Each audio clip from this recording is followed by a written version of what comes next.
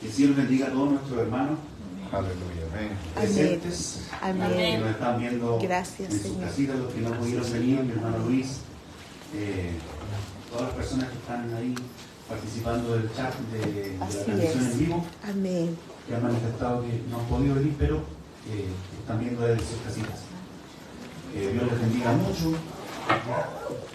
Vamos a retomar el estudio que nosotros estamos llevando, Amén. Sí, que lo Señor. empezamos hace 2 semanas atrás, Así es. ¿cierto? Vimos primeramente la doctrina de los nicolaitas, Amén. ¿cierto? Y establecimos que la doctrina de los nicolaitas está íntimamente ligada con el gnosticismo, ¿ya? El gnosticismo es una filosofía dualista, Gracias. de donde nacen estas doctrinas que vamos a estudiar hoy día, que son las doctrinas de la gracia. La semana pasada Amén. estudiamos la doctrina de la perseverancia de los santos, ¿ya? De las doctrinas reformadas, y hoy día vamos a estudiar la doctrina de la depravación total, que es la primera de las 5 doctrinas de la gracia. Amén. ¿Ya? La semana pasada vimos la última. ¿Por qué vimos la última? Porque la última que está en esta lista de doctrinas es una de las primeras en nacer. Ya nació con los nicolaitas. Por eso la vimos seguido de la doctrina de los nicolaitas. ¿Ya? Entonces, hoy día vamos a ver lo que es la depravación total. Abran sus apuntes. Amén.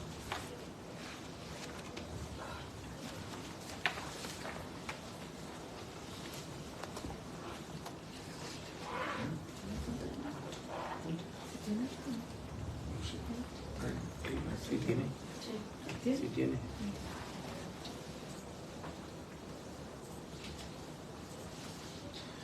Ya, dice número 1, depravación total del hombre. ¿Alguien pudo buscar la definición de esta doctrina? ¿No? ¿Nadie la buscó? ¿O alguien puede decir más o menos lo que piensa de esta doctrina? Si la conocen, si pueden dar una pequeña definición. Bueno, en el apunte está la definición. Sí. Así que vamos a verla entonces, si nadie tiene alguna opinión que dar acerca de esto. ¿Usted? No. Ya. Bueno, la depravación total es la base de las 5 doctrinas de la gracia, ¿ya? Junto con el pecado original, que lo vamos a ver también en esta clase. Amén. Esta doctrina, en la depravación total del hombre, afirma que el hombre ha heredado el pecado de Adán. ¿Ya? Eso es el pecado original.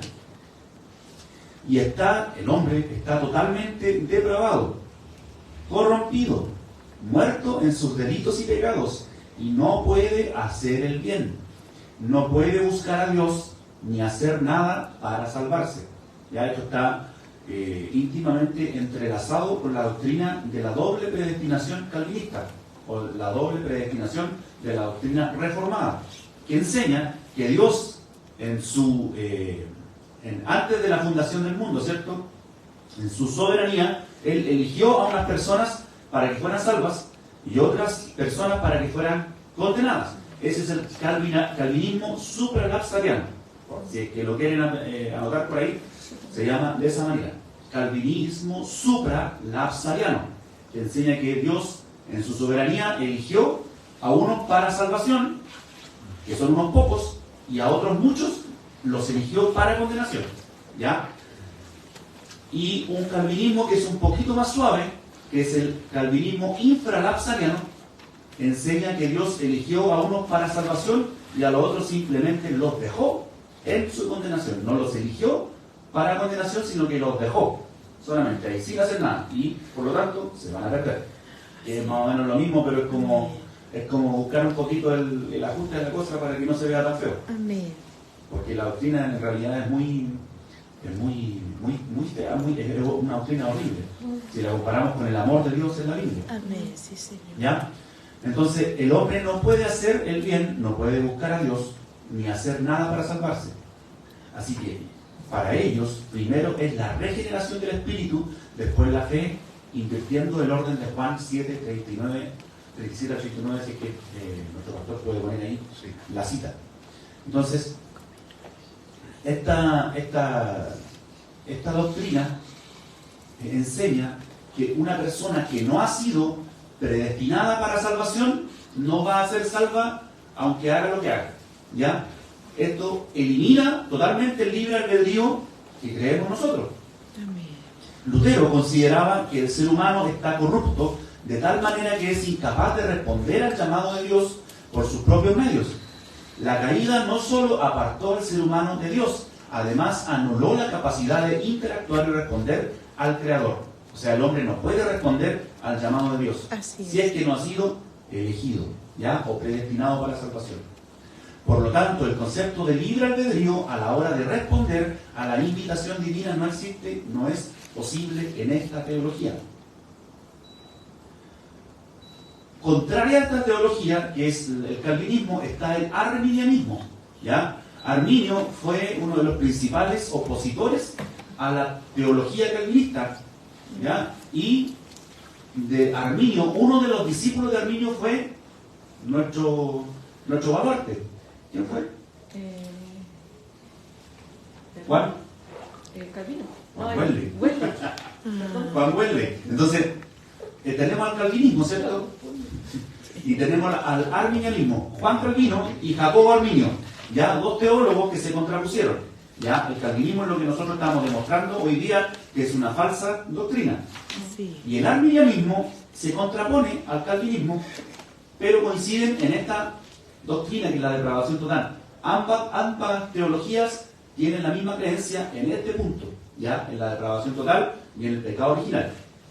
Entonces, como dije, del calvinismo se opone el arminianismo.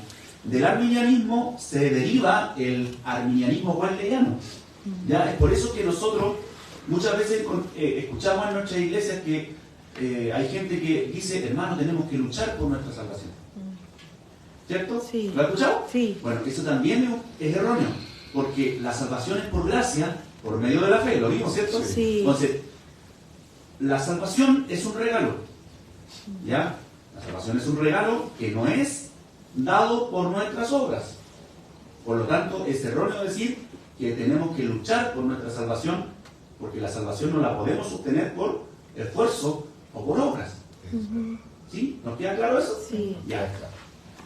El arminianismo enseña que nosotros tenemos que luchar por esa salvación, entre comillas. Entonces, por eso es que el arminianismo wesleyano tiene arraigado como decir, esa idea, que el hombre puede luchar por su salvación. Es un poco errado. ¿Por qué digo un poco errado? Porque el hombre no puede obtener la salvación por lucha o por esfuerzo, pero sí tiene que permanecer. ¿Ya? En ese sentido, sí nosotros tenemos que luchar por permanecer, no por obtener la salvación, sino por permanecer en esa salvación, por cuidarla, ¿cierto? Porque dice la palabra que nosotros debemos cuidar de nuestra salvación con temor y temblor. Sí. ¿Ya? Entonces, esa es una pequeña diferencia que nosotros tenemos que ya llevar muy claro.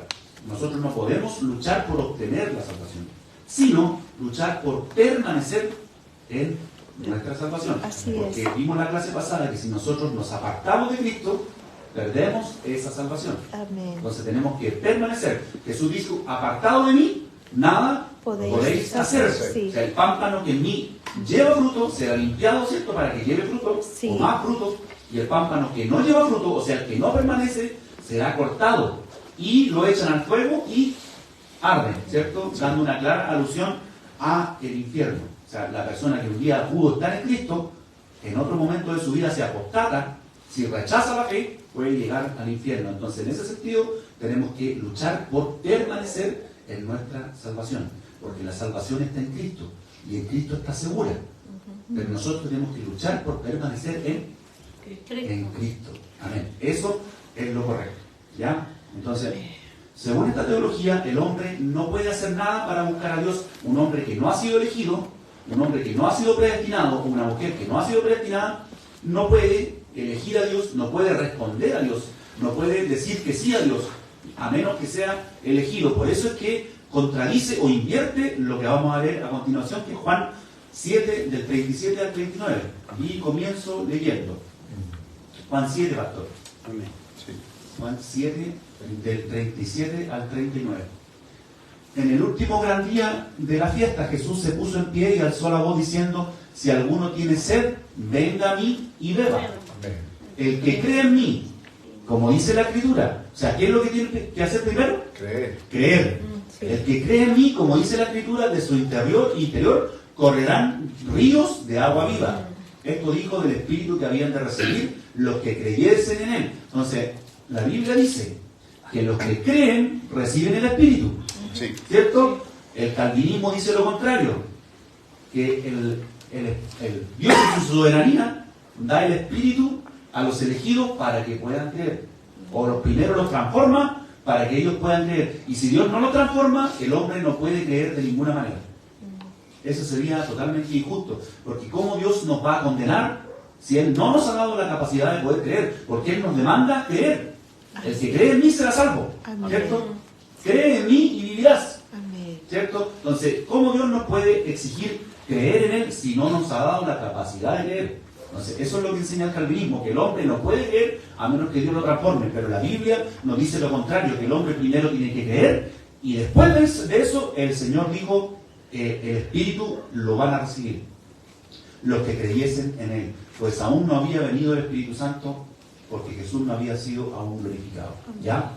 Entonces, ese es el orden de la regeneración. Primero tengo que creer. Creer, ¿Ya? sí. Porque somos salvos por gracia, Sí. por medio de la Fe.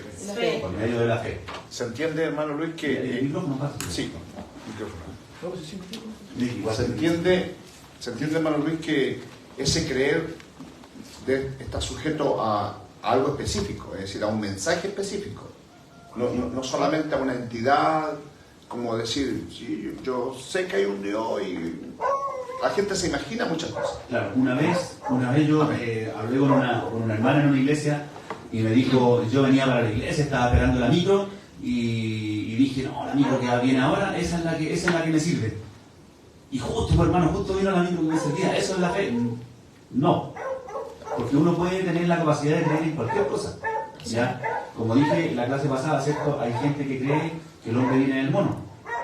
O por ejemplo, cuando Hitler convenció a los alemanes, que son la raza más inteligente que ellos se creen, ¿cierto? Claro. La raza superior, los alemanes, Hitler los convenció que él iba a reinar por 1000 años. Les dijo, el Tercer Reich va a gobernar por 1000 años. Sí. Y ninguna persona vivió 1000 años, ni siquiera Matusalén, que vivió 967 años, no alcanzó los 1000 años. ¿Ya? Entonces, ¿cómo hombres tan inteligentes pudieron creer que una persona iba a gobernar por 1000 años?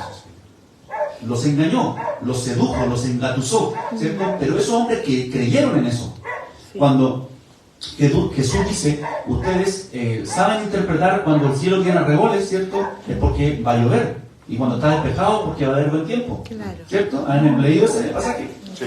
¿Por qué nosotros creemos que va a haber buen tiempo? Porque cuando hay señales en el cielo que anuncian el buen tiempo, al otro día hay buen tiempo.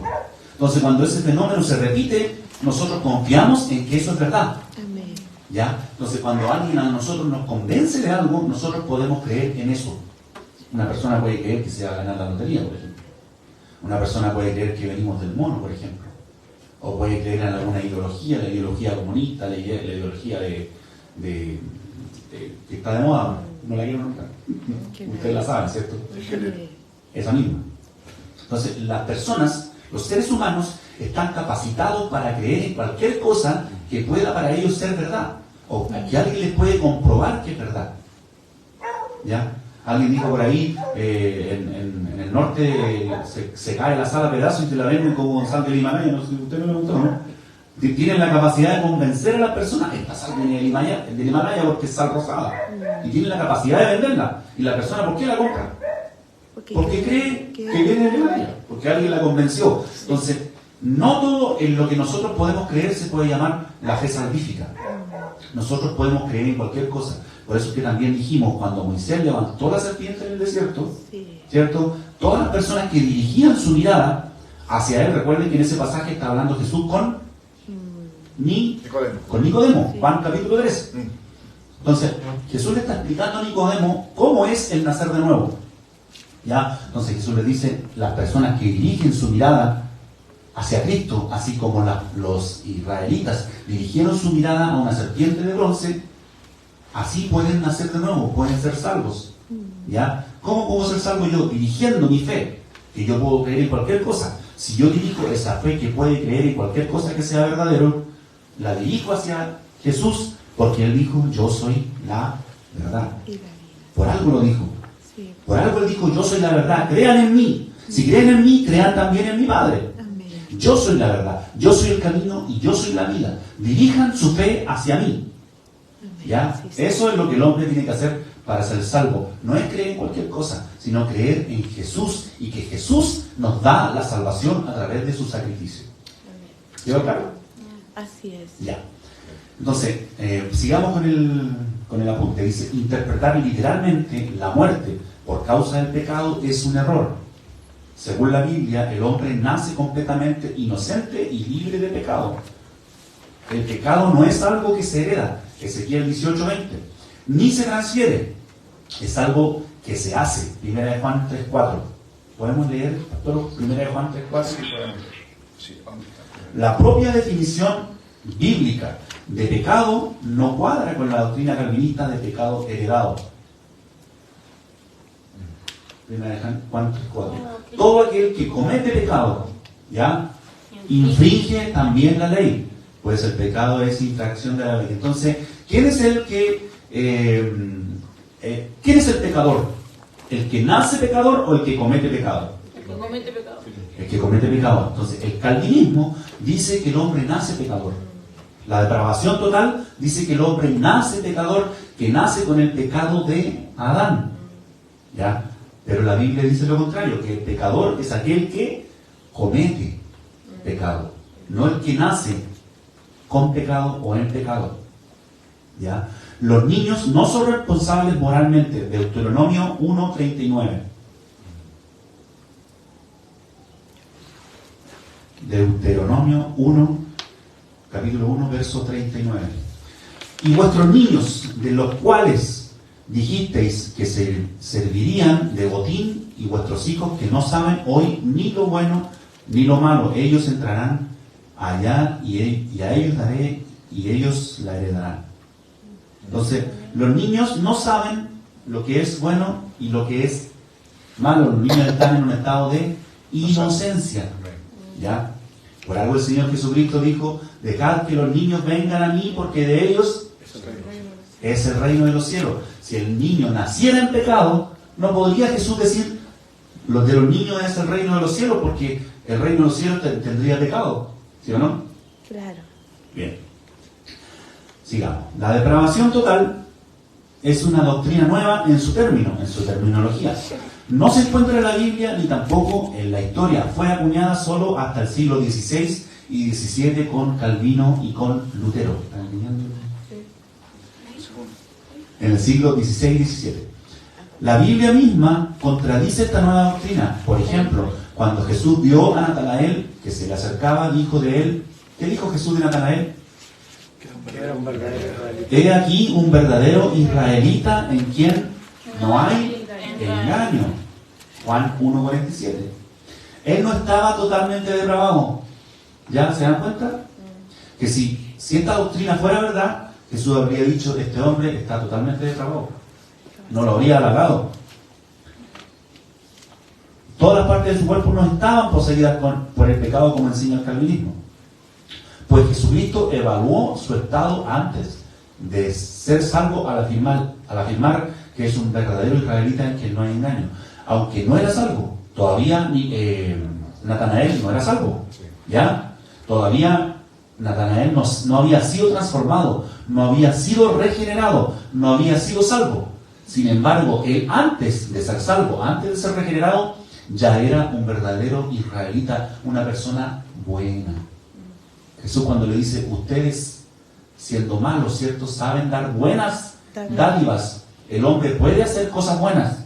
Al contrario de lo que dice el calvinismo. Ustedes pueden hacer cosas buenas. Ustedes ven personas, por ejemplo, yo debato mucho con judaizantes, con adventistas, con testigos de Jehová, mormones. Ustedes ven que esas personas tienen una teología diferente a la nuestra, ¿cierto?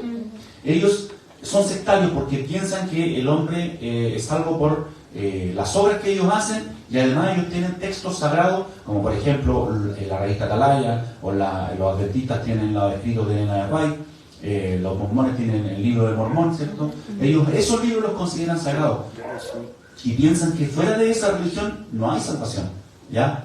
Pero estas personas se equivocan porque han extraviado, ¿cierto?, su camino al pensar que en esa religión que ellos tienen, fuera de ellos no hay salvación, ¿ya? Entonces, Jesucristo testificó que este hombre, Natanael, no era una persona totalmente mala. Y estas personas que yo les acabo de nombrar son personas buenas. Yo he conocido testigos de Jehová, he conocido mormones, he conocido adventistas, que son personas intachables, incluso moralmente, son incluso a veces mejores que nosotros mismos. ¿Usted ha tenido la misma experiencia? Sí. Sí. Son personas muy buenas, Sí. ¿ya? Pero esa bondad no es lo que a nosotros nos sirve para entrar al reino de los cielos. Es verdad eso. Porque nosotros somos salvos a través de Cristo, Sí. el sacrificio de la sangre de Cristo, ¿cierto? Entonces, aunque él no era salvo, había algo de bueno en él, de tal forma que, mire, imagínense, el creador del cielo y de la tierra lo evaluó, lo analizó y testificó de él públicamente. Igual cuando Dios testificó de Job, ¿cierto? ¿Se acuerdan? No hay como él un hombre en la tierra, justo, intachable. Entonces, de Natanael, Jesús dice más o menos lo mismo, un verdadero israelita en quien no hay engaño, ya una persona buena.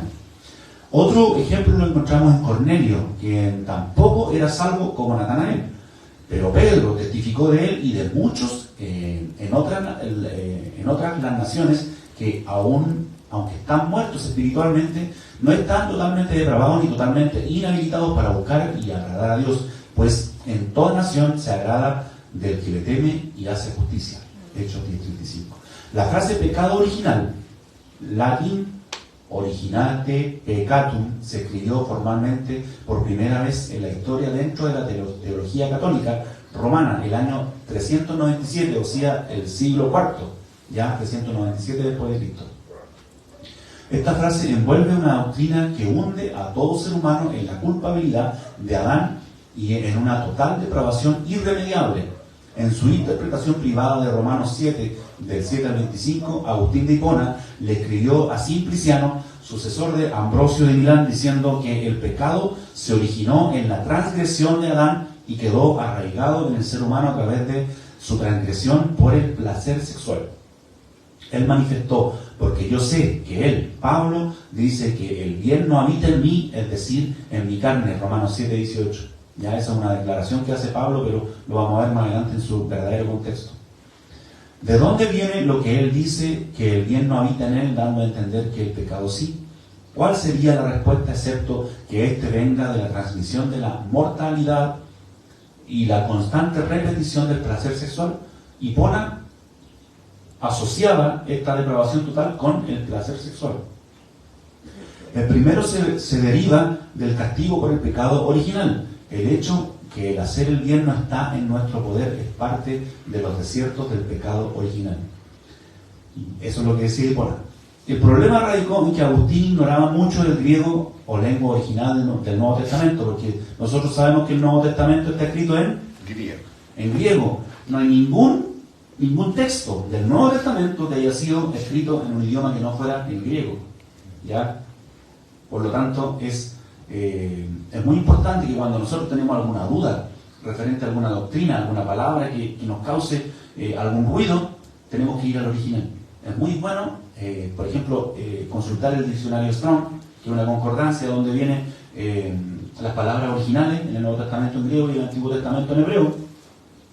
Es muy importante cuando nosotros, por ejemplo, les voy a dar un ejemplo simple. Cuando Jesús dijo, no piensen que he venido a abrogar la ley, ¿cierto? Y Pablo dice que Jesús en su carne abolió las enemistades de la ley. ¿Sí? ¿Lo han escuchado? Sí. Bueno, entonces, ¿qué? Tenemos una contradicción, porque por un lado dice Mateo que Jesús no vino a abolir la ley, pero Pablo sí dice que él vino a abolir la ley. Perdón, Mateo decía abrogar la ley. Entonces, si nosotros no buscamos el significado de lo que es abrogar y el significado de lo que es abolir, vamos a entrar en una confusión, porque vamos a pensar que Mateo dice una cosa y Pablo lo contradice, pero no es así. Porque el significado de abrogar en Mateo es destruir. Y en ese sentido Jesús no vino a destruir la ley. Pero Pablo dice que él vino a anular la ley. Cuando dice abolir, quiere decir anular. Abrogar quiere decir destruir. ¿Ya? Entonces Jesús no vino a destruir la ley. Él vino a anular la ley. La figura de anular es cuando yo tomo a una persona presa, ¿cierto? Le pongo esposa y lo inhabilito. Lo dejo inutilizado. Eso es lo que Jesús hizo con la ley. La inutilizó para los que están en Cristo. ¿Por qué? Porque en Cristo hay libertad. En Cristo seréis verdaderamente libres. Conoceréis la verdad y la verdad os hará libres de esa ley. ¿Ya? Pero el que no está en Cristo está esclavo, está preso, porque la ley está atada. ¿Ya? La ley está atada para los que están en Cristo. Y para los que no están en Cristo son ellos los que están atados en la ley, porque la ley tiene libertad para tomarlos presos. Sí. ¿Cierto? Amén. Sí. Entender, sí, que la ley es buena. Muy bueno. Entender que la ley no es algo que es malo. Entender que la ley no le sirvió al hombre como a esos israelitas que antes de Cristo, como a Natanael, que era un buen hombre, ¿ya? Pero usted mismo lo dijo, no le alcanzaba para la salvación. Si Entonces, no venían a hacer salvo. exacto. Entonces, a través de la ley el hombre se dio cuenta que no podía ser salvo. Entonces, por eso es que se anula, para que todo hombre no cumpla la ley para el esfuerzo de la salvación, sino que Cristo cumplió la ley.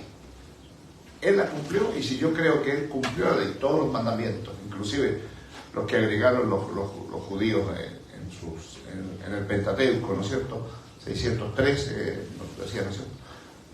Indicaciones de leyes que tenía que cumplir el hombre, ni con las 600 y tantas le alcanzaba al hombre. El hombre esa palabra le hizo saber al hombre que era imposible. Entonces, si Él vino y algo hizo con esa ley, fue sacarla de nuestra mente para nosotros decir, con esto alcanzo a Dios. Claro. Con esto soy aprobado por Dios. En cambio, claramente por Cristo soy aprobado. Es decir, metiéndome en Cristo, en su amor, en su palabra, con fe en la obra que hizo Él desde que nació hasta que resucitó y hasta hoy, en Cristo somos salvos. Amén. Esa ley nos dijo quién éramos. El apóstol Pablo también lo aclara. Él dice que Abraham fue justificado por la fe, Sí. y no por las obras de la ley. Eso es. ¿Ya? Porque por la ley nadie será salvo. Así es. Muy importante la aclaración. Gracias. ¿Ya? Entonces, el Nuevo Testamento fue escrito en griego. ¿Ya? Y Agustín de Hipona no leía griego, a pesar que él estudió con los gnósticos griegos. Él rechazaba ese idioma y prefería leer la Vulgata Latina. Y la Vulgata Latina, que fue traducida por Jerónimo, esta versión traducía mal Romanos 5:12, donde dice, en quién todos pecaron. Nuestra versión, la Reina Valera, dice, por cuánto todos pecaron. Romanos 5:12, si lo puede poner ahí, por favor. Está ahí. Entonces, nuestra Biblia, la Reina Valera, está bien traducida en ese sentido. Dice, por cuánto. Por tanto, sí, como el pecado. ¿Sí? Sí, dice ahí, por tanto como el pecado entró en el hombre, en el mundo, por un hombre, y por el pecado la muerte, así la muerte pasó a todos los hombres, por cuanto todos pecaron. Ya, por cuánto todos pecaron. Esa frase, por cuánto todos pecaron, en la Biblia Vulgata Latina, no dice por cuánto todos pecaron, dice en quién todos pecaron. Y como el capítulo entero está hablando de Adán, entonces Agustín de Hipona, cuando leyó esa frase, en quién todos pecaron, Agustín de Hipona dijo, entonces todos estaban en Adán cuando pecaron. Porque se acuerda cuando leímos en la primera clase, cuando leímos la letra H, aquí les voy a pedir que leamos el apunte anterior, la letra H. El primer apunte que tuvieron, no el que le entregó ahora, hermano, sino que el anterior, a ver si se puede acercar con los otros hermanos que están ahí leyendo. La letra H dice que el cuerpo es una cárcel de nuestra alma como consecuencia de una caída original, producto del pleroma. ¿Ya? El pleroma, la letra H.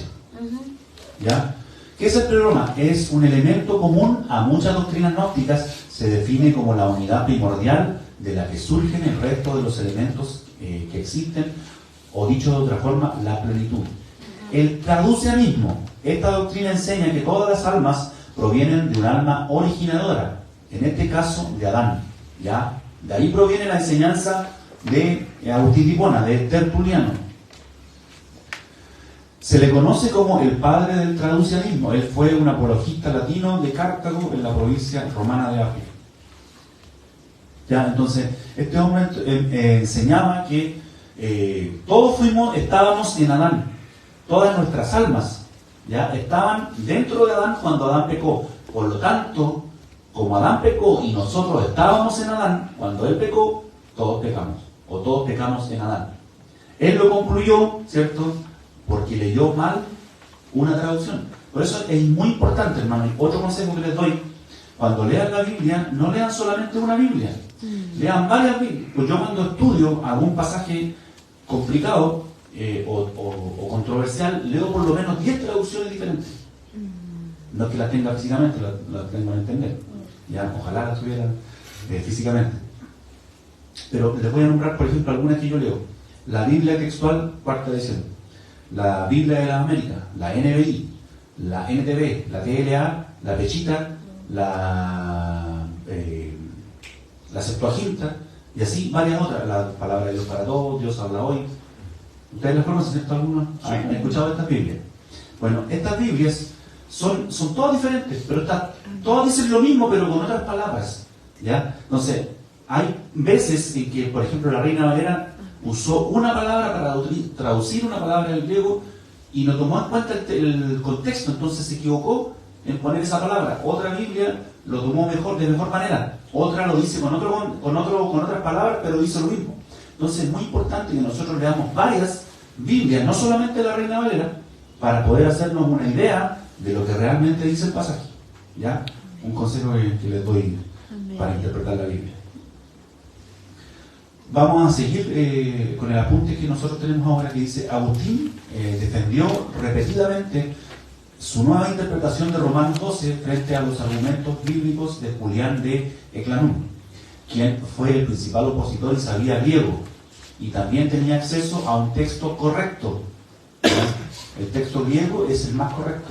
Y fue severamente crítico de la traducción de Ambrosiaster y del uso de Agustín de la misma. Pero Agustín insistió en su error diciendo, seguramente el pasaje que he citado: por un hombre el pecado entró en el mundo y la muerte por el pecado. Eso es verdad, porque el apóstol Pablo dice que el pecado entró en el mundo por un hombre, sí, por Adán, ¿cierto? Y por el pecado entró la muerte, y la muerte pasó a todos los hombres. Sí. Pero el calvinismo dice que fue el pecado el que pasó a todos los hombres. Cuando la Biblia dice que lo que pasó a todos los hombres fue la muerte, no el pecado. ¿Ya?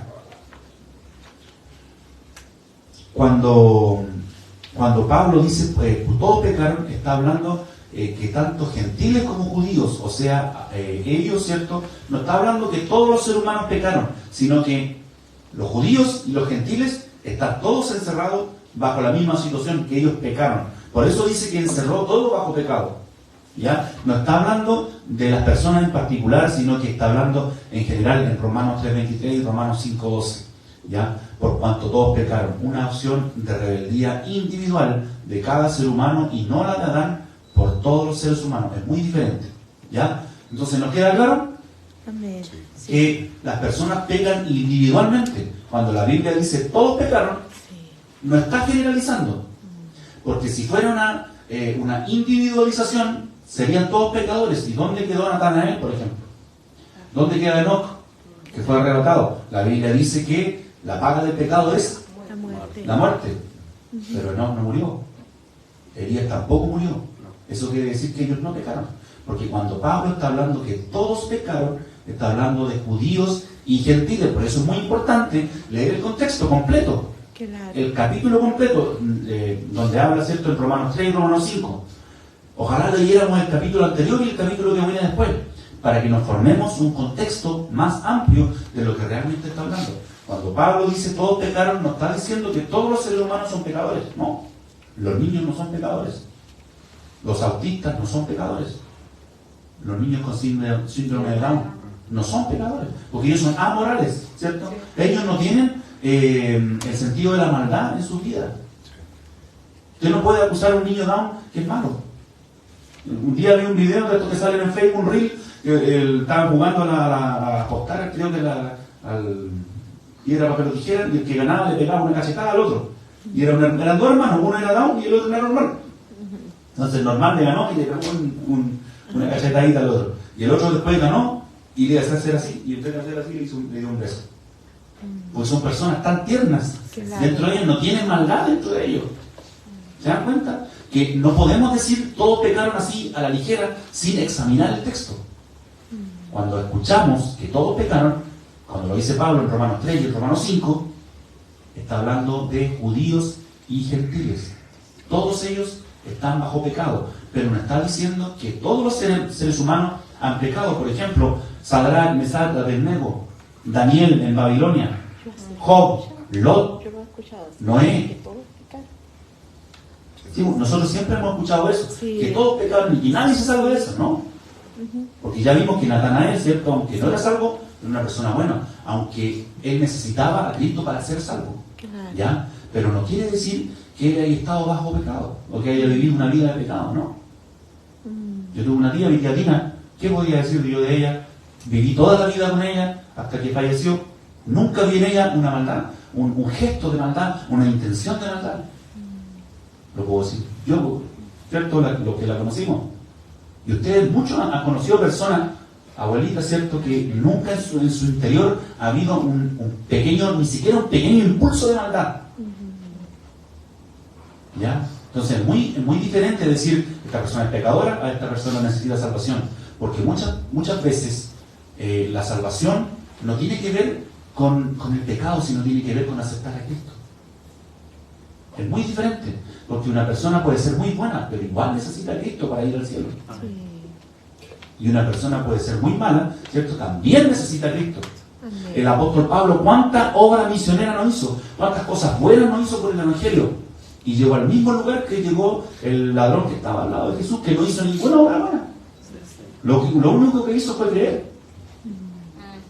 ¿Se dan cuenta? Que la salvación no depende, por eso no depende de las obras, sino depende de la fe. ¿Ya? Entonces, tanto buenos como malos necesitan a Cristo para ser salvos. Lo que no quiere decir que todas las personas sean malas.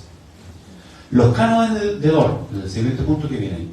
Los cánones de Dort es una confesión calvinista.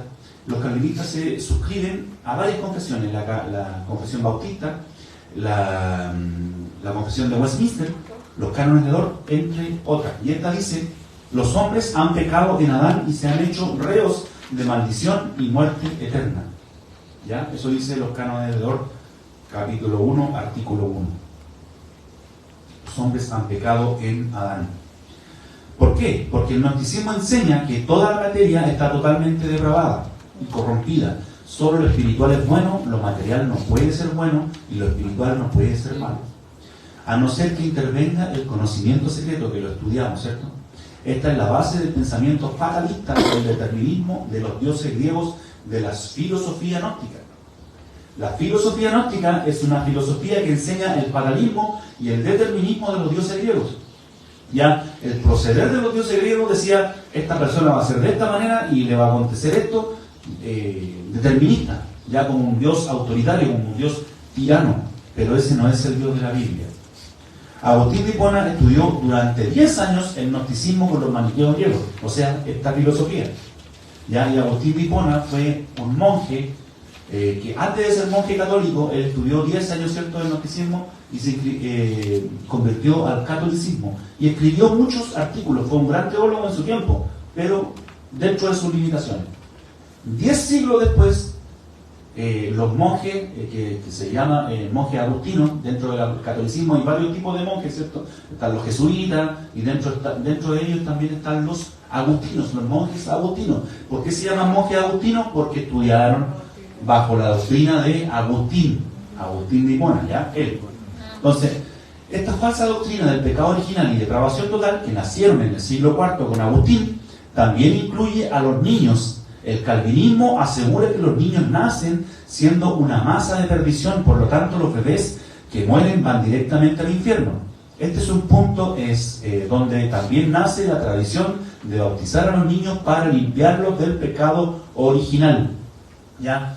La doctrina del bautismo de los niños nace en la Iglesia Católica en el siglo IV con Agustín de Hipona. ¿Ya? Porque según Agustín, los niños venían con el pecado de Adán, nacían con el pecado de Adán. ¿Ya? Cuando la Biblia enseña acerca del bautismo, cuando venían los fariseos donde Juan el Bautista, ¿qué les dijo Juan el Bautista? Generación de víboras, ¿cierto? Vayan primero y hagan frutos dignos de arrepentimiento y después, si quieren, se bautizan. Entonces, ¿qué es lo necesario para bautizarse según Juan el Bautista? El arrepentimiento. Por eso él no los dejó bautizarse. Porque hagan primero frutos de Arrepentimiento. o sea, arrepiéntanse y después se bautizan. Sí. No pueden bautizarse para quitar el pecado, sino que primero arrepiéntanse y después se vienen a bautizar.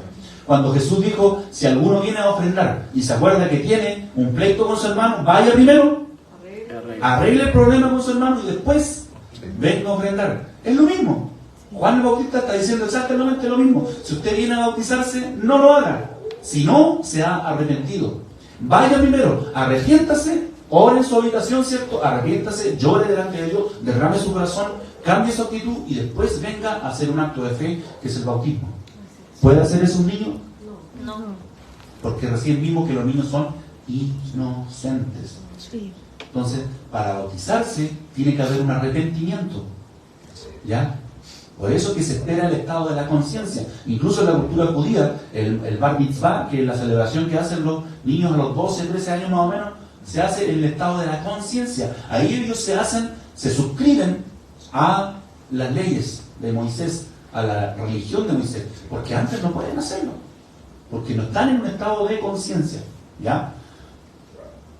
Dice Agustín, los párrafos que vamos a leer ahora, que está no sé si lo pueden leer conmigo. Dice, los niños pertenecen a una masa de perdición al llevar el pecado original. Agustín de Hipona, en su libro sobre la gracia de Cristo y el pecado original, libro 2, capítulo 36. ¿Ya? Los niños pertenecen a una masa de perdición, o sea, nacen perdidos. Luego dice, los niños que mueren sin bautismo van a condenación. Por eso es que el catolicismo instauró el bautismo de los niños para que los niños no se perdieran, sino que fueran salvos, según ellos.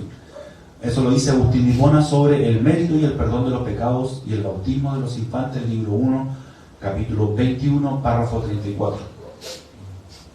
Jesús dice en Mateo 19, 14, pastor, de los niños es el reino de los cielos.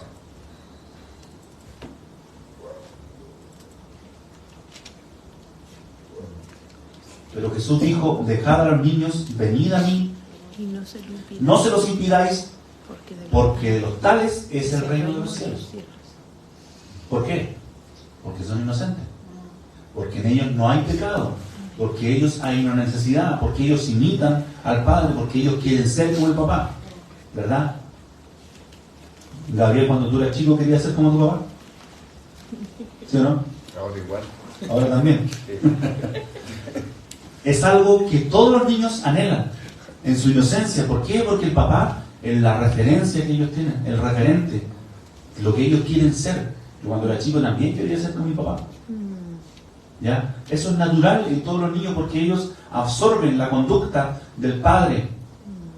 ¿Ya? Ellos quieren ser como el papá. Entonces, por eso Dios nos pide a nosotros, Jesús nos pide que seamos como niños. ¿Y cómo es eso? Que nosotros queramos ser como Él.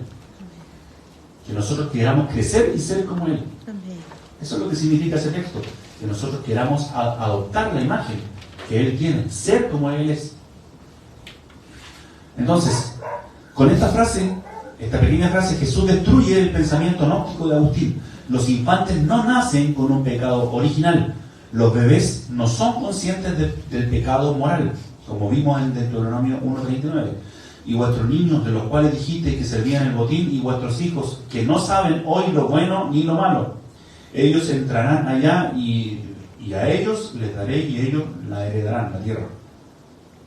La responsabilidad del pecado moral ante Dios es en el estado de la conciencia. ¿Ya? Cuando el hombre adquiere la conciencia, ahí el hombre es responsable por sus pecados. ¿Se entiende? Por tanto, el Señor mismo os dará señal. He aquí que viene la Virgen, concebirá y dará a luz un hijo, y llamará su nombre Emmanuel. Comerá mantequilla y miel hasta que sepa desechar lo malo y escoger lo bueno. ¿De quién está hablando? De Cristo. De Jesús, ¿cierto? Sí. Y está diciendo que va a comer miel y mantequilla Sí. hasta que sepa discernir lo bueno y lo malo. ¿Ya? ¿Por qué? Porque cuando el niño está en un estado de inocencia. Porque antes que el niño sepa desechar lo malo y escoger lo bueno, la tierra de los dos reyes que tú temes será abandonada. Eso está en Isaías 7, del 14 al 16. Entonces los niños, como dije, pastor, si puede poner, por ejemplo, Primera de Pedro 1:18. Amén. Primera de Pedro 1:18. Los niños, como dije, ellos absorben todo de su padre. Ellos tienen como referente a sus padres y se comportan como sus padres se comportan. Cuando el niño tiene una inclinación al mal es porque sus padres le heredaron con su conducta esa conducta. Sabiendo pues que fuisteis rescatados de vuestra vana manera de vivir, o sea, está hablando de una manera de vivir vana, corrupta, la cual recibisteis de vuestros padres. O sea, aprendieron de sus padres, de sus antepasados, una conducta que tenía mi abuelo, mi papá la copió, yo también la copié. A eso se refiere el apóstol Pedro. Cuando el hombre tiene una mala conducta es porque lo aprendió. Cuando el niño tiene una buena conducta es porque el papá lo supo corregir. ¿Cierto? Recién hablábamos de los niños que, Claro. que medio son también. Miren, el otro día yo estaba trabajando y andaba un niño con TEA, ¿cierto? Con, ¿cómo se llama? El trastorno. Autismo. El espectro autista. Trastorno del espectro autista. Son niños especiales. ¿Ya? Y el niño andaba súper loco cuando llegamos nosotros y empezó a tocar los instrumentos y no dejaba tocar a los músicos. Entonces yo le hacía así. Y el de al lado me decía, ten cuidado porque es TEA. O sea, tiene autismo. Sí, yo le decía, sí sé. Y se nota. Entonces cuando nosotros terminamos, yo le dije, ¿sabes qué? Aunque sea un niño autista, aunque sea un niño con TEA, igual puede ser educado. Porque le puse el caso de mi sobrino, Matías, que también es Asperger, ya que es una de las gamas dentro del autismo. Es una de las ramas o variaciones o ramificaciones del autismo, el Asperger. ¿Ya? Pero él ha sido bien educado por mi tía Yanea. Ustedes conocen a mi tía Yanea. Ha hecho un trabajo pero de joyería con él. Un trabajo de chino, de paciencia, que no se puede escribir con palabras. El trabajo de esa madre ha sido tan grande que el niño es prácticamente normal cómo se comporta en la escuela, cómo es bendecido en el liceo. Ya está en el liceo, ¿cierto? Sí. Es sobresaliente.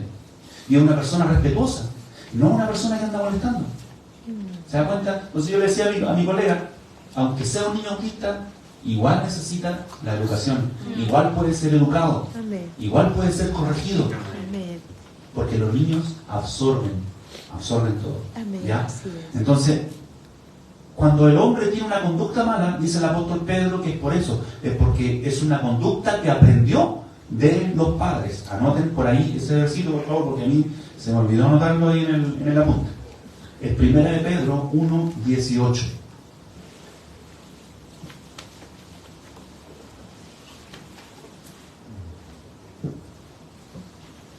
Voy a saltarme esta parte donde dice texto en contexto, en honor al tiempo, pero toda esta parte habla de lo que vimos delante, donde el apóstol Pablo dice que el bien no está en él, sino que el mal que está en él, ¿ya? El pecado que mora en mí. Y ahí está hablando que él, queriendo hacer lo bueno, no hace lo bueno, sino que hace lo malo, ¿ya? Ese texto lo usan mucho los calvinistas para hablar del pecado original, que el hombre no puede hacer lo bueno. Pero aquí está explicado que esto lo vivió el apóstol Pablo antes de conocer a Cristo, en su estado cuando él conoció la ley, ¿ya? En tiempo pasado. Y ustedes lo pueden estudiar en su casita, ¿ya? En honor al tiempo yo me voy a saltar esta parte. Si no, esto va a ser muy largo. ¿Ya? Entonces, el pecado, lo que sigue de esto, dice, el pecado no se hereda ni se traspasa. Ahí vamos a empezar a leer. Les dejo sí de tarea que lean este párrafo en sus casitas, ¿ya? Para que lo puedan entender. El pecado no se hereda ni se traspasa, como dice el calvinismo. Moisés pidió a Dios que en vez de castigar a los israelitas por su pecado, lo castigara a él borrando su nombre del libro de la vida a cambio del perdón del pueblo. Y Jehová respondió a Moisés, al que pecare contra mí, a este raeré yo de mi libro. Éxodo 32, 33. Pastor, si lo podemos leer, por favor. Éxodo, ¿cuánto? 32, verso 33.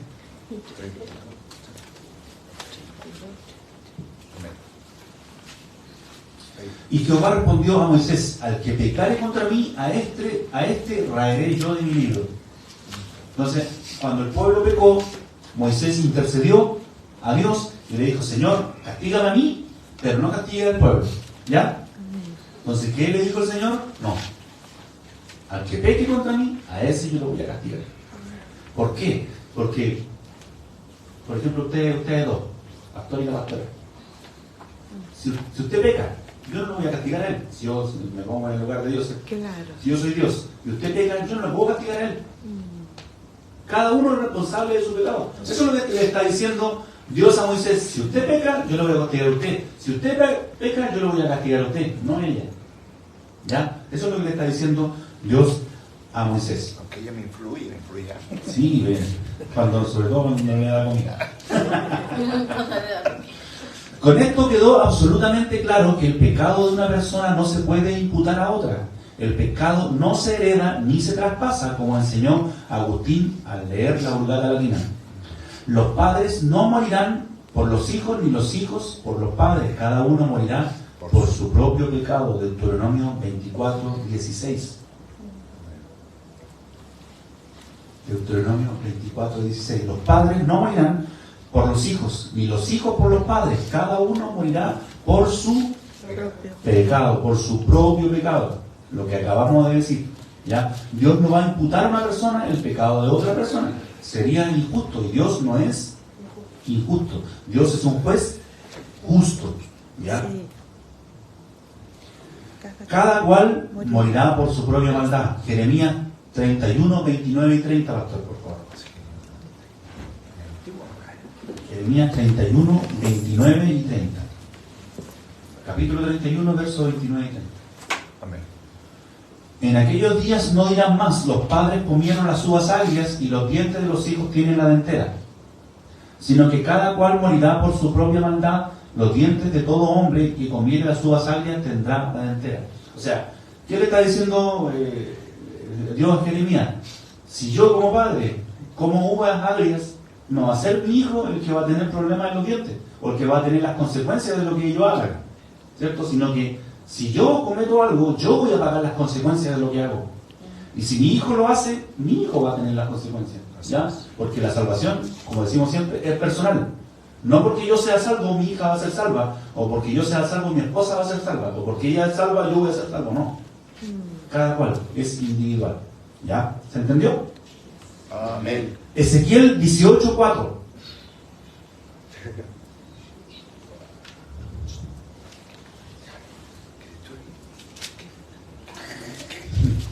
He aquí, todas las almas son mías, dice el Señor. Como el alma del Padre, así el alma del Hijo es mía. El alma que pecare, esa morirá. Ahora el verso 20, por favor. El mismo capítulo, verso 20. El alma que pecare, esa morirá. El Hijo no llevará el pecado del Padre. Lo mismo que dijo Jeremías. El Hijo no llevará el pecado del Padre, ni el Padre llevará el pecado del Hijo. La justicia del justo será sobre él, y la impiedad del impío será sobre él. O sea, la justicia del justo, ¿cierto? Él va a vivir según su justicia. Y la impiedad del impío también. El impío va a vivir por su impiedad. El impío, cuando llegue al infierno, no va a poder decir, Señor, ¿por qué estoy aquí? No, él va a saber que es por su impiedad. ¿Ya? Cuando la parábola, no es parábola, el texto del rico y Lázaro, llega Lázaro, ¿cierto?, al seno de Abraham, y el rico en el lugar de tormento, él no dijo a Abraham: Padre Abraham, ¿por qué estoy aquí? No sé por qué estoy aquí. Sino que él dijo: manda a Lázaro que moje su dedo con agüita y me lo ponga en la lengua, para refrescarme un poco. Pero en ningún momento dijo: esto es una sorpresa para mí, no sé qué estoy haciendo acá. Porque cuando lleguemos al lugar donde vamos a llegar, sea la gloria o sea el lugar de tormento, vamos a saber sin duda por qué estamos ahí. ¿Ya? Porque el Hijo no llevará el pecado del Padre, ni el Padre el pecado del Hijo. ¿Ya? Nadie va a poder decir: pero esto que dice no es mi culpa, es que yo lo aprendí. No, va a ser algo que yo cometí. ¿Ya? Estamos claros que Dios es un juez justo. Amén. Todos los pecados que nos van a ser imputados son aquellos que cometimos por nuestra libre capacidad de hacerlo, por voluntad propia. No hay justo ni aún uno, no hay quien entienda, no hay quien busque a Dios, por cuanto todos pecaron y están destituidos de la gloria de Dios. Este texto lo usan mucho los calvinistas, donde dice: no hay justo ni aún uno. El calvinismo dice que según estos versos, el ser humano que no ha sido predestinado o escogido para ser regenerado y salvo, está por naturaleza imposibilitado para oír el llamado de Dios e imposibilitado para buscar a Dios. Pero el error del calvinismo en Romanos 3 es el contexto del capítulo. Aquí Pablo está refutando la objeción de los judíos que creían que por ser judíos tenían el monopolio de la salvación, que eran mejores que los gentiles o mejores que los paganos, y que estos, al ser incircuncisos, eran dignos de la condenación de la ley. Pero Pablo les dice: un momento, señores, ustedes también son dignos de la condenación de la ley. Ese es el contexto de Romanos 3 y Romanos 5, lo que leímos anteriormente. Los judíos no somos mejores que los gentiles. Judíos y gentiles están bajo pecado, en igualdad de condiciones, verso 9, ya que por las obras de la ley ningún ser humano será justificado, verso 20. Ahora la justificación es sin ley y sin circuncisión para todos los que creen en él, porque no hay diferencia entre judíos y gentiles. ¿Se dan cuenta que ese es el contexto de Romanos 3 y Romanos 5? Por cuanto todos pecaron y están destituidos de la gloria de Dios, siendo justificados gratuitamente, o sea, sin ley, por su gracia, mediante la redención que es en Cristo Jesús, versos 22 al 24. Por lo tanto, la puerta de la salvación está abierta para judíos y gentiles de igual manera. Ese es el trasfondo de lo que Pablo les quiere explicar. Que las puertas de la salvación no están abiertas solo para los judíos, porque los judíos pecaron igual que los gentiles. A eso se refiere el texto. Bajo ese contexto, la interpretación de Calvino queda absolutamente descalificada y anulada. Como está escrito: no hay justo ni aún uno, no hay quien entienda, no hay quien busque a Dios. Romanos 3, del 10 al 11. ¿Dice el texto que el hombre no puede buscar a Dios? Cuando dice: no hay justo ni aún uno, no hay quien entienda, no hay quien busque a Dios. El texto dice que no hay quien busque a Dios. No dice que la gente no puede buscar a Dios, es muy diferente. ¿Dice que el ser humano no tiene la capacidad de hacer el bien? Por supuesto que no. El texto comienza así, como está escrito. Pablo aquí está citando el Salmo 53. Y una vez más, somos testigos del lenguaje poético, romántico, exageración literaria, hipérbole. Los salmos están llenos de este tipo de lenguaje, por si acaso. El salmo está inspirado y ambientado en el tiempo del cautiverio babilónico, época donde resaltaron hombres que propusieron en sus corazones buscar a Dios y no contaminarse con las costumbres babilónicas, como a Daniel, Ananías, Misael y Azarías, más conocidos como Sadrach, Mesach y Abednego. ¿Ya? Entonces, el Salmo, cuando dice esto, como dice la Escritura, dice Pablo, ¿cierto?, que no hay justo, no hay ni uno, está basado este texto en el cautiverio babilónico, donde sí hubo hombres que buscaron a Dios. Se da cuenta que Pablo está generalizando, no está individualizando. Es muy importante. Entonces, ¿puede el hombre hacer el bien y buscar a Dios? Por supuesto que sí. Otro ejemplo del mismo lenguaje está en Génesis 6:5, donde Jehová vio que la maldad de los hombres era mucha en la tierra, y que todo el designio, el pensamiento del corazón de ellos era de continuo solamente al mal. ¿Ya? Entonces, también está generalizando. El texto comienza con la misma idea que el Salmo 53, Dios mirando a la humanidad en tiempos de Noé. Ahora, ¿era el pensamiento de Noé y su familia de continuo solamente el mal? Por supuesto que no, ¿verdad? Noé halló gracia ante los ojos del Señor. Noé era un hombre justo, perfecto entre sus contemporáneos. Noé andaba con Dios, como anduvo Set, Enoc, Job, etc. Hay que saber identificar en qué lenguaje y contexto está escrita la palabra de Dios antes de hacer doctrina. Muy importante. Hay que leer los contextos. Según el contexto, Pablo al decir no hay justo, está generalizando entre judíos y gentiles. No está diciendo que no exista ningún ser humano que no sea justo o que no pueda ser justo. La Biblia nos muestra muchos ejemplos de hombres y mujeres que fueron justos. Sí. Hebreos 11:4. Por la fe, Abel ofreció a Dios más excelente sacrificio que Caín, por lo cual alcanzó testimonio que era justo. Sí. ¿Cierto? Dando Dios testimonio de sus ofrendas y muerto aún habla por ellas. Noé, en Génesis 6:9, dice, Noé, varón justo, era perfecto en sus generaciones.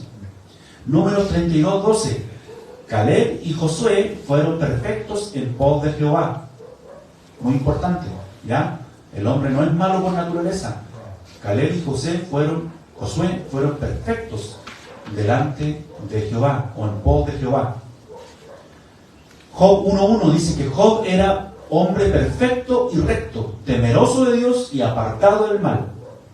Job 1:8 dice que de Jehová dijo, ¿no has considerado a mi siervo Job, que no hay otro como él en la tierra, varón perfecto y recto, temeroso de Dios y apartado del mal? ¿Estaba en maldad Job? No, estaba apartado del mal, Sí. dice la Biblia. Y esto lo dice en el capítulo número 1. ¿Y cuando Job conoce a Dios? Lo predicó María, ¿cierto? Sí. En su predicación. ¿En qué capítulo? En el 42. Recién en el 42, Job Sí. conoce a Dios. Amén. Entonces no podemos decir que Job hacía esto porque conocía a Dios, porque ya era regenerado. No, Job no había sido regenerado todavía. Porque en el 42 recién él dice, de oídas te había oído, ahora mis ojos te ven. Recién Job se convierte en el capítulo 42. Pero en el capítulo 1 ya, Dios hace alarde de Job. ¿No has visto a mi siervo Job? No hay como él en la tierra. ¿Se da cuenta? Que el hombre no es malo por naturaleza, sino que el hombre cuando peca es porque quiere hacerlo, no porque nace en pecado.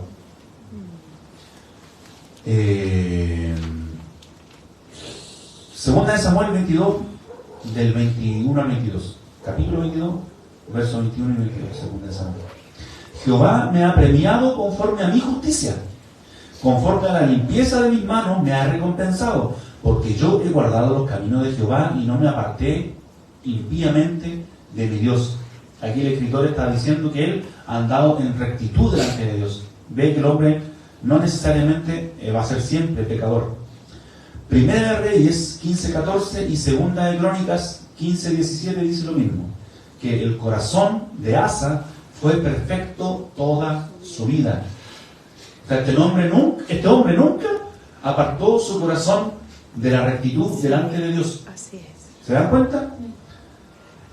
Jesús le dijo a Natanael, lo que vimos ya, ¿cierto? Él es Sí. un israelita en quien no hay engaño. Juan 1:47. Lo mismo con Cornelio. Cornelio dice que tenía un testimonio que hacía muchas limosnas. Oraba a Dios siempre. Y esto lo hizo antes de recibir el Evangelio por parte de Pedro. ¿Ya? Hechos capítulo 10, verso del 1 al 2. Entonces este hombre ya buscaba a Dios antes de ser regenerado.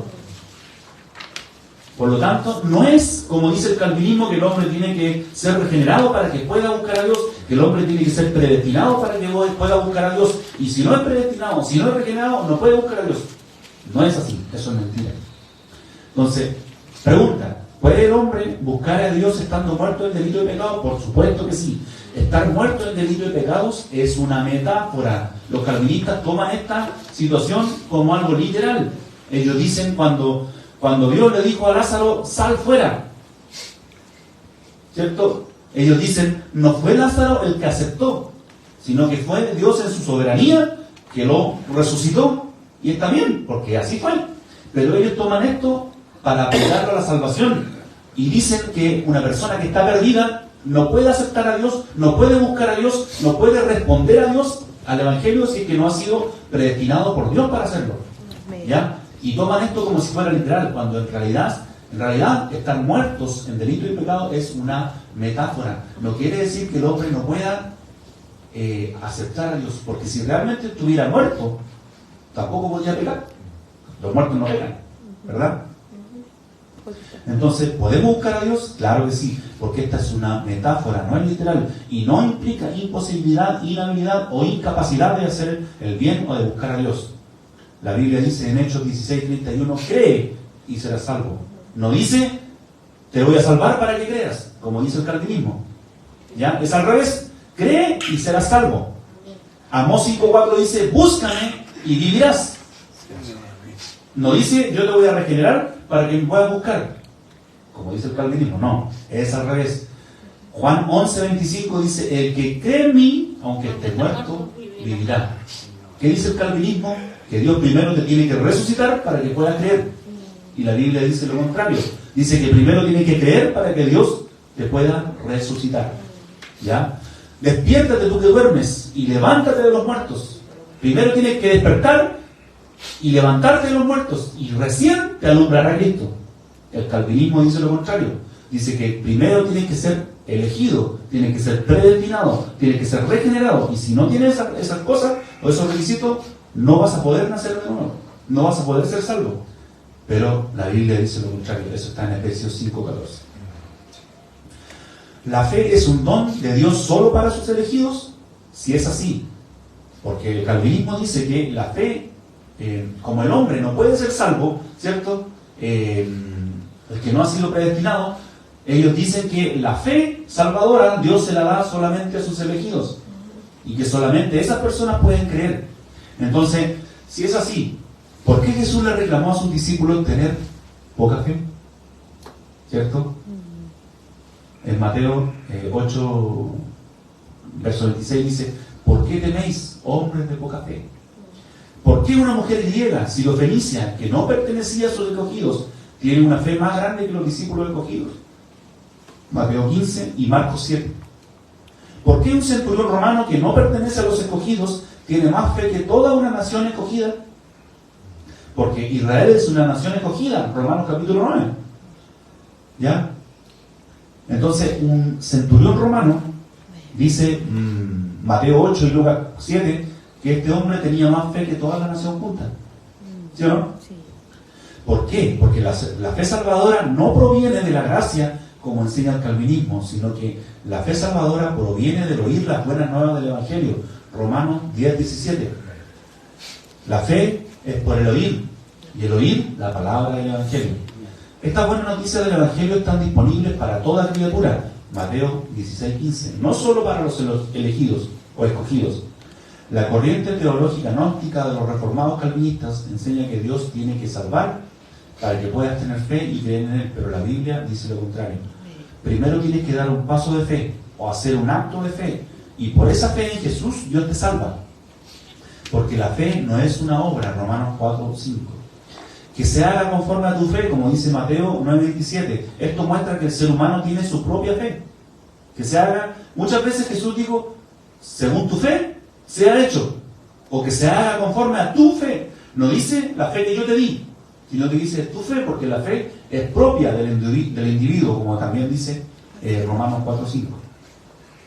Esto muestra que el ser humano tiene su propia fe, porque también tiene su libre albedrío. El calvinismo niega el libre albedrío, cosa que nosotros creemos que el hombre sí tiene libre albedrío, porque el hombre puede elegir hacer el bien y hacer el mal. Así es. ¿Ya? El hombre puede elegir entre buscar la salvación o rechazar la salvación. Lo que el hombre no puede hacer es salvarse por sus propios medios. Es diferente, ¿ya? Porque los calvinistas insertan esta verdad, que el hombre no se puede salvar por sus propios medios, lo extrapolan y lo llevan hacia que el hombre no puede hacer el bien. ¿Ya? Eso no es así. Entonces, todos los textos semejantes prueban que el ser humano tiene libertad para creer. Por eso, el que cree tiene la vida eterna. ¿Ya? El que cree tiene la vida eterna, no el que es escogido, no el que es regenerado, sino el que cree. Mas el que no cree en el Hijo no tiene la vida eterna, sino que la ira de Dios permanece en él. Juan 3:36. Si la fe para creer en Cristo es un don dado por Dios solo a los escogidos, como lo promulga el calvinismo, si la fe salvadora es un don y el elegido después de ser regenerado lo recibe para creer en Cristo, sin él tener ninguna participación en la fe, ¿por qué Pablo dice que la fe es por el oír y el oír por la palabra de Dios? ¿Acaso el pecador no tiene participación en esa fe al oír? Claro que sí, que la fe viene por el oír. Sproul dice que la fe proviene de la gracia.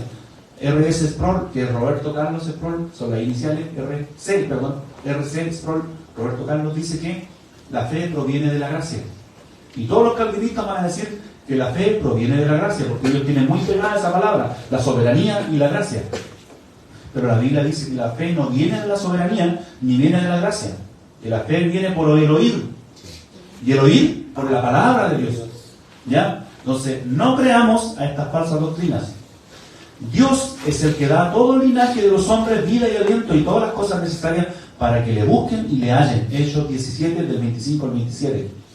Les voy a pedir que en sus casitas lean, por favor, Hechos 17, 25 al 27, porque lo dice esto, pero no lo dice literal. Usted tiene que más o menos revisar el pasaje una par de veces para entender esto. ¿Ya? Porque el texto dice que Dios da a todo el linaje de los hombres la vida y el aliento y todas las cosas necesarias para buscar a Dios. Y si la fe es necesaria para buscar a Dios, entonces Dios da la fe también a todos los seres humanos, a todo el linaje humano. Preguntas.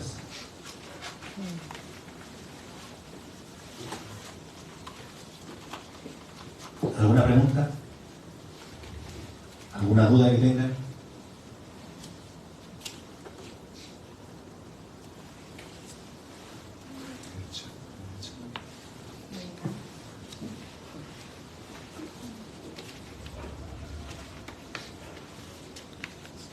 Hay un salmo, que es el Salmo 55:5, si lo podemos leer, pastor. Ya terminó la clase. Solamente voy a cerrar con esto. Este es un salmo que se usa mucho, lo usan mucho los calvinistas para defender su posición. Donde David dice, a ver si alguien lo puede leer, por favor, para poder descansar un poquito. Temor. 51:5, Salmo 51:5. Ah, Ya, 55. Ay, me equivoqué entonces. 51:5, perdón. Ahí está escrito. He aquí, en maldad he sido formado, ¿Y el pecado? y en pecado me concibió mi madre. Ya, muchas gracias. Entonces, las personas que defienden esta doctrina de la depravación total, que el hombre nace en pecado, que el hombre nace totalmente corrompido, que no tiene posibilidad de hacer el bien y no tiene posibilidad de buscar a Dios, usan este salmo para decir, ven, David está hablando que él nació en pecado, que su madre estaba en pecado, que su madre estaba en adulterio. ¿Está hablando David del pecado original que inventó Agustín de Hipona? Por supuesto que no. David está hablando en un lenguaje poético, ¿ya? Usando la figura literaria de la exageración, llamada hipérbole. ¿Por qué? Porque Lot y su familia también vivieron en medio de la iniquidad y el pecado de Sodoma. ¿Ya? Dice, he aquí en maldad. ¿Dice con maldad o en maldad? En es una preposición que indica lugar, no condición. ¿Ya? Entonces, David está diciendo que él nació en medio de la maldad. ¿Ya? Y ha sido formado en medio del pecado. Está usando una figura literaria. ¿Ya? Él no está diciendo que él nació con pecado, ni está diciendo que fue formado con maldad, sino que está diciendo que él nació en medio de la maldad. Por eso que yo puse este ejemplo de Lot. Lot y su familia vivían en Sodoma, una ciudad que fue destruida por su iniquidad, por su pecado. Y ellos vivieron ahí. Lot vivió gran parte de su vida ahí. Sus hijas se criaron ahí. ¿Ya? Entonces, como dije al principio, pecador no es el que nace en pecado o nace en medio del pecado, sino que el pecador es el que comete pecado. Porque Job vivía en medio del pecado y en medio de la iniquidad, pero él no era pecador. Daniel fue llevado a Babilonia. Sus amigos fueron llevados a Babilonia, una ciudad pagana, llena de pecado. Apocalipsis hace la figura de la gran Babilonia con la gran ramera, porque es una ciudad malvada, ¿verdad? Y Daniel vivió allí. Vivió en medio del pecado y la iniquidad. Perdón, Daniel. Dije Daniel. ¿Pero Daniel fue pecador? No. Se guardó. Sus amigos, Ananías, Misael y Azarías, Sadrach, Mesach y Abednego, tampoco. Ellos se guardaron. ¿Por qué? Porque ellos propusieron en su corazón agradar a Jehová y no agradar al hombre. Ellos propusieron en su corazón guardar su religión, su fe. Para ellos era más importante Dios que parecerle bien a los hombres o a los reyes. Por eso es que cuando son lanzados al horno de fuego, había uno semejante al Hijo de los dioses que estaba en medio de ellos, en medio del horno de fuego, ¿o no? Daniel, cuando fue lanzado al foso de los leones, vino un ángel y cerró la boca de los leones. Sí, Señor. ¿O no? Sí. ¿Por qué? ¿Porque eran pecadores? No. No. Vivían en medio del pecado y en medio de la iniquidad, pero ellos no eran pecadores. ¿Por qué? Porque el hombre, aunque viva en un entorno de maldad y de pecado, el hombre siempre va a tener la posibilidad de escoger hacer el bien o hacer el mal. Siempre, hermano. Si usted hace lo malo es porque usted quiere hacerlo. Si usted hace lo bueno es porque usted quiere hacerlo y puede hacerlo. Y repito una vez más, no puede salvarse por usted mismo. Solo la salvación está en Cristo. Pero sí podemos buscar a Cristo. Y sí podemos hacer el bien. ¿Ya? Entonces, Lot vivió en medio del pecado de Sodoma. Pero no fueron pecadores. Porque el que comete pecado es el que infringe la ley de Dios, no el que nace en medio del pecado. Además, David también dice: pero tú eres el que me sacó del vientre, me hiciste confiar desde los pechos de mis madres. A ti fui consagrado desde antes de nacer. Desde el vientre de mi madre, tú eres mi Dios. Salmo 22, 9 y 10. Pastor, por favor, leamos eso. Sí. Salmo 22, 9 y 10. 22. 9 9 y 10. y 10. ¿Lo puede leer usted, por favor, o alguien que...? Sí, hermano. 9 y 10. Pero tú eres el que me sacó del vientre, el que me hizo estar confiado desde que estaba en los pechos de mi madre.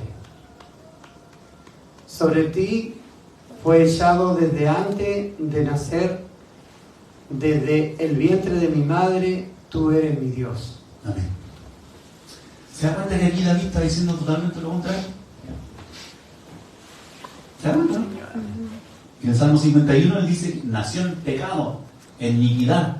Pero aquí está diciendo todo lo contrario, que él fue consagrado a Dios. Él fue echado delante de Dios, fue consagrado a Dios. Eso es lo que está diciendo. Que él confió en Dios antes, incluso de nacer. ¿Se da cuenta que es totalmente diferente?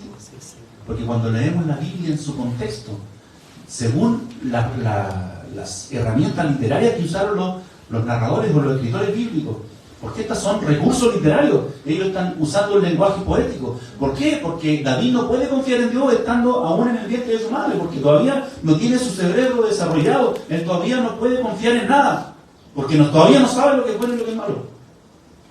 Está usando un lenguaje poético, un lenguaje hiperbólico, metáfora. Entonces, los salmos deben ser leídos según su contexto. No podemos llegar y decir: en pecado me concibió mi madre, aquí en iniquidad, en pecado. Por eso el hombre nace en pecado, por eso el hombre no puede hacer el bien, están todos corrompidos, nadie puede buscar a Dios. No. Todos los textos tienen que ser leídos en su contexto. Todo texto tiene un contexto. ¿Ya? ¿Cómo se llama? Texto que acabo de leer, que no lo puse tampoco en el apunte, lo estoy enviando ahora. al WhatsApp de la iglesia para que ustedes también lo puedan leer más tardecito y lo puedan estudiar. Ahora sí, antes de terminar, ¿alguna pregunta? Hermano, Con micrófono, por favor. hiperbólico, metáfora, exageración, ¿es lo mismo? Sí, exageración e hipérbole son parecidos. Metáfora es un poco diferente. Pero hipérbole es como agrandar algo, exagerar algo, ¿ya? Pero metáfora es cuando yo comparo algo. Metáfora es como una comparación. En un cumpleaños habían 100 niños y habían tiernos. Claro. Ese es mi perro. Hay otra figura literaria que es la que usa el apóstol Pablo, que es la sinécdoque. Esa es un poco más extraña, un poco más difícil, no es muy normal que la escuchemos. Por ejemplo, cuando uno dice, o un ganadero, tengo 100 cabezas de ganado. ¿La has escuchado? Sí. Él está diciendo que tiene las puras cabezas o que tiene las vacas completas. ¿Cierto? Es un lenguaje, es una forma, es una expresión. Entonces, ese es el lenguaje que está usando Pablo cuando él dice todos pecaron. Es una generalización, una sinécdoque. No quiere decir que cada uno haya pecado individualmente, sino que está encerrando a gentiles y a judíos, porque Pablo siempre está hablando de lo mismo. Judíos y gentiles. Está hablando que la salvación también era para los gentiles, y los gentiles no tienen que cumplir la ley, no tienen que guardar el sábado, no tienen que guardar las fiestas solemnes, no tienen que circuncidarse. Ya, en ese contexto está hablando siempre el apóstol Pablo. Entonces tenemos que leer la Biblia de acuerdo a su contexto, a lo que el autor quiere entregar y no lo que nosotros queremos interpretar. ¿Alguna otra pregunta? ¿Nada más?